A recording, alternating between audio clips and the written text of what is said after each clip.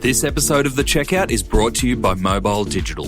Are your email and organic social engagement rates like Tom Petty? Free-falling? Ever considered text messaging? It's one of the few mediums where you can expect 98% of your messages to be seen. That's 98% cut through. Talk about look at me, look at me. If you want to get your brand messaging in your customer's hand, head over to mobile.digital, that's mobile.digital as the URL, where you can get started today with a 3-month trial for as low as $147. Welcome to The Checkout. We catch up with previous Add to Cart guests and ask them 5 quick questions to get to know them better and leave you with a little extra inspiration to get you through your Friday. Today's Checkout features James Chin Moody, founder of Sendle, a shipping company focused on helping small businesses thrive by making package delivery simple, reliable, and affordable. They recently raised $45 million in Series C funding and are the only 100% carbon neutral delivery service in Australia and the United States. James, welcome to The Checkout. We've heard a lot about yourself and the Sendle journey in an earlier episode, but we're really keen to learn a little bit more about you. So I've got 5 quick questions for you. Number 1, what is the weirdest thing that you've ever bought online? Probably the weirdest thing, I actually once bought a piece of the moon. I knew very well that they weren't actually able to sell the moon because of the moon treaty, but it was pretty cool that someone decided they were going to carve up the moon and sell real estate on the moon. That was, you get a nice certificate and a picture of the bit of the moon you bought.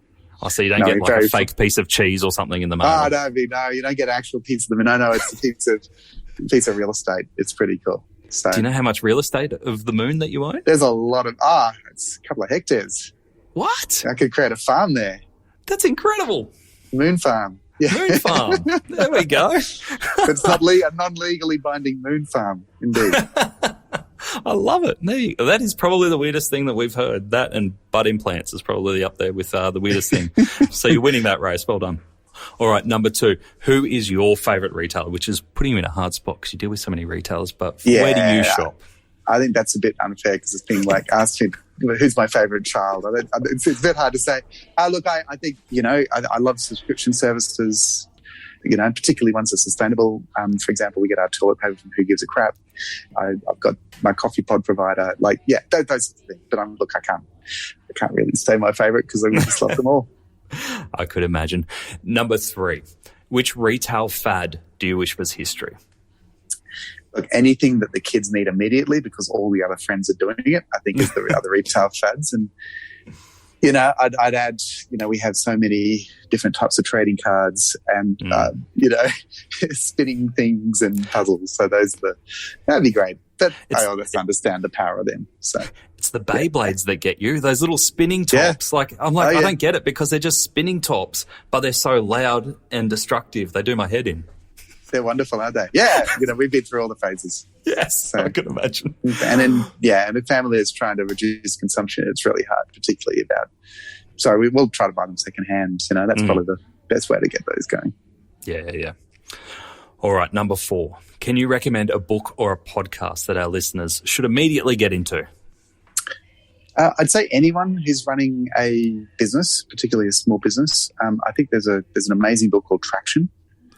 By Weinberg, and really, for me, that was quite fundamental, particularly in our early days of thinking about our business. Because what it really does is it pulls out this idea that you're chasing product market fit, right? But actually, it's not about product market fit; it's product traction channel market fit. It's the stuff in the middle, and understanding how your market finds your product is just as important as getting the product right. Great ideas without traction are nothing. And so even if you're very product focused, which most startup founders are and most small business, and even if you're marketing focused and you're really good at that, understanding that stuff in the middle is critical. And that's what that book opened up for me. Was there anything in the Sendle journey that you implemented in that middle that you think got you the most traction? I think the biggest thing was to say, when we started, actually, because you get a lot of advice, which is, have you done this? Have you done social? Have you done conferences? Have you done trade shows? Have you done this? And you get pulled in a lot of directions because a lot of well-meaning advice is saying this works. And I think the biggest thing for us was to strip that back. We got to a point where he said, no, we just want to become really, really good at a couple. Right. And doing those really, really well was quite a fundamental thing. And so that's what that book helps you to do, is to say, it's okay to do less, but do it really well. Yeah, nice. All right, last one I've got for you. Finish this sentence. The future of retail is? Digital and sustainable. I'd say. And the two go hand in hand? They should. They don't always. But my view is that if you think about it, it's an old joke of, there's two types of businesses, those that know they're digital and those that don't know they're digital yet, right? And I think, even if you're offline retail, you need to be thinking about your digital capabilities in that world, as well as if you're online retail. And I think that's one thing. And then I think the other thing is, it's very clear that when more than 10% of global carbon emissions come from transport and logistics, right? This industry needs to get a grip on the externalities of, the impacts of the business and retail in general. And so I think, really those are two, both imperatives and inevitabilities. Yeah. Well put. Thanks for joining us on the Checkout, James. Thanks for having me, Nathan.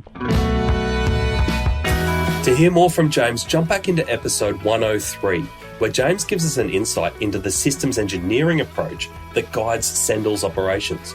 He also shares what it's like to take on a national institution like Australia Post, and why being humble and honest is at the top of his list when it comes to success in business.